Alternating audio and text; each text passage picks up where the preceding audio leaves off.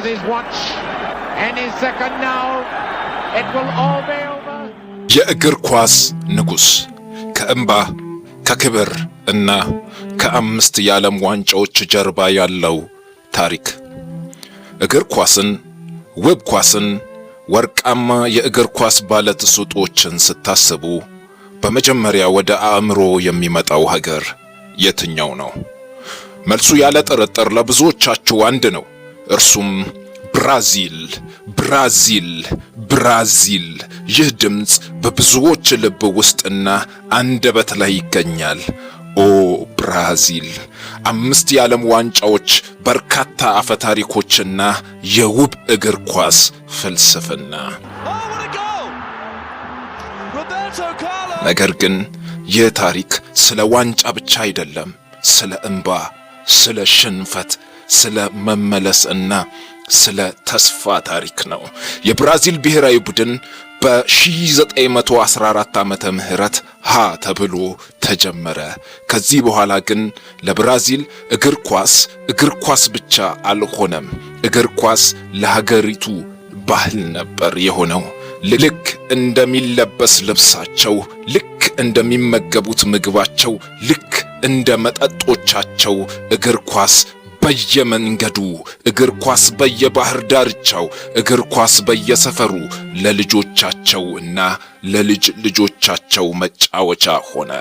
እግር ኳስ ለብራዚል፣ ብራዚልም ለእግር ኳስ የተፈጠሩ እስከሚመስል ድረስ እንዲህ ሆነ። ካካ ሮቢኒዮ ግሪፊት ሮቢኒዮ that is glorious።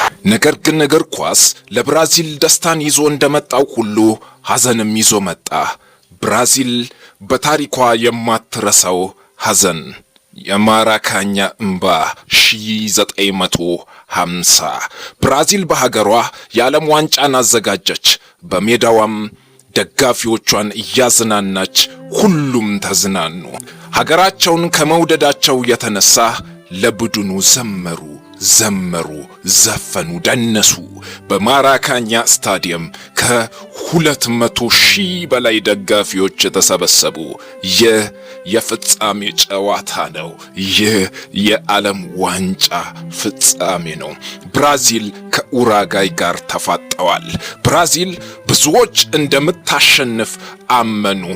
ሪዮ ዲ ጄኔሮ ማራካኛ ስታዲየም ብራዚል እስከ 200,000 ደጋፊዎች ተገኝቷል።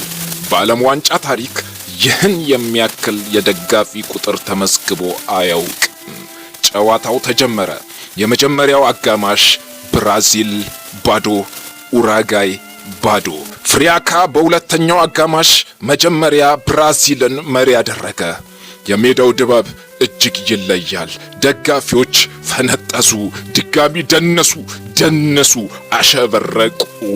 ቢጫ ሆነ ሜዳው። ነገር ግን ደስታቸው ብዙ ሳይቆይ ብራዚል አቻ ሆነች።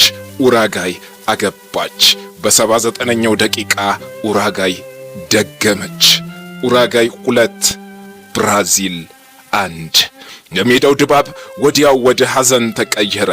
ጨዋታው ተጠናቀቀ። ኡራጋይ ዋንጫ በላች። ብራዚላውያን በእንባ ተራጩ፣ አለቀሱ። እጅግ በጣም ከባድ ሐዘን፣ እጅግ ያማል። በታሪክ የማይረሳ ሽንፈት። ይህን ሽንፈት ማራካናዞ ተብሎ ታሪክ ሆነ። ብራዚል ለብዙ ዓመታት፣ ብራዚል ለብዙ ጊዜያት ከዚህ ሐዘን መውጣት አቃታት። በ2014 በድጋሚ በሜዳዋ በጀርመን እስክትሸነፍ ድረስ ብቸኛ የማይረሱት ሐዘናቸው ሆነ። ነገር ግን 1958 ብራዚል አዲስ ነገር ይዛ መጣች። ወጣቱ ኮከብ፣ የዓለም የእግር ኳሱ ንጉስ ገና በ17 ዓመቱ ዓለምን አስደነቀ። ፔሌ ተዘመረለት።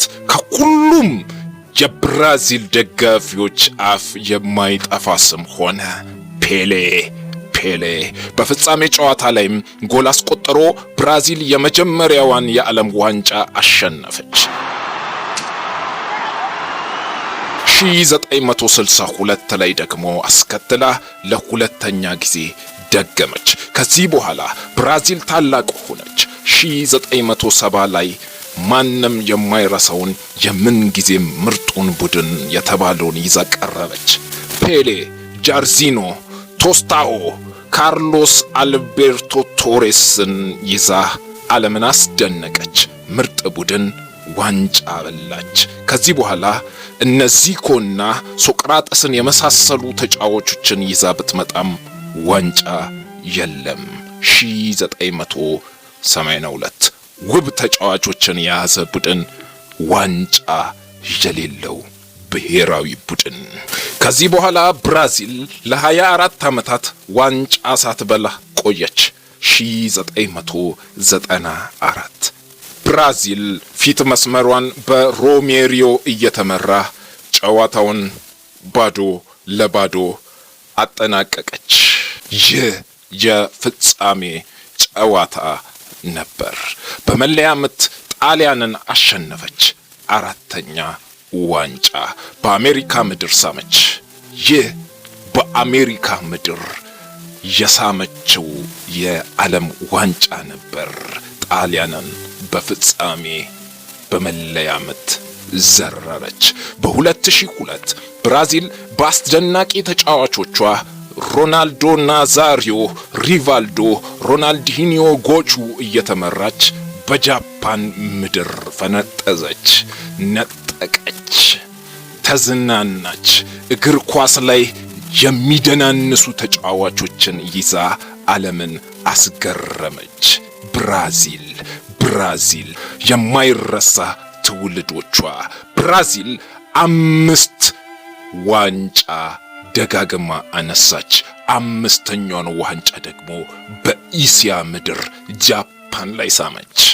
ከዚህ በኋላ 2014 ላይ ግን እንደዛ ልትደንስ አልቻለችም። እግር ኳስ ላይ በድጋሚ የማይረሱት ሐዘን፣ የማይረሱት ድባብ ወደ ብራዚል ገባ።